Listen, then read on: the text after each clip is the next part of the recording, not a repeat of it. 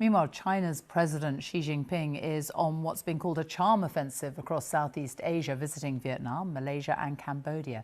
It comes as companies in China say they could be badly hit by the ongoing trade war with the US. The Trump administration put tariffs of 145% on most Chinese imports earlier this month. Beijing later responded with its own 125% tariffs on American products coming into China. Our Beijing correspondent Laura Bicker reports.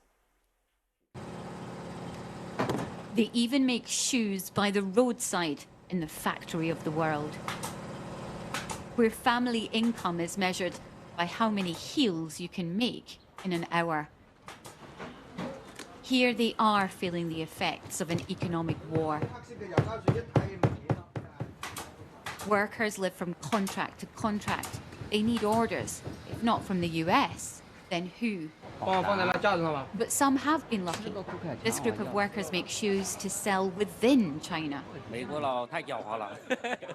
The Americans are tricky. We don't trust them. Very few people are in the export business now. No one wants to trade with America. We have 1.4 billion people in the domestic market. That's enough.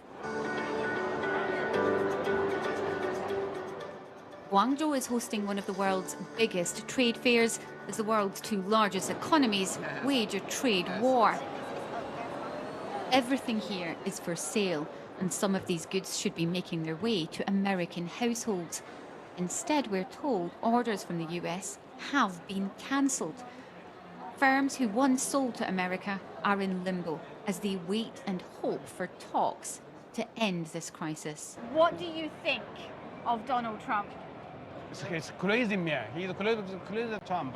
And I believe he always changes his mind. I believe maybe 1 month or 2 months he will change his mind again. In the past, were there buyers from America? Yeah, like last year, April, like 20%. This year, zero. Nothing. Nothing for the US market.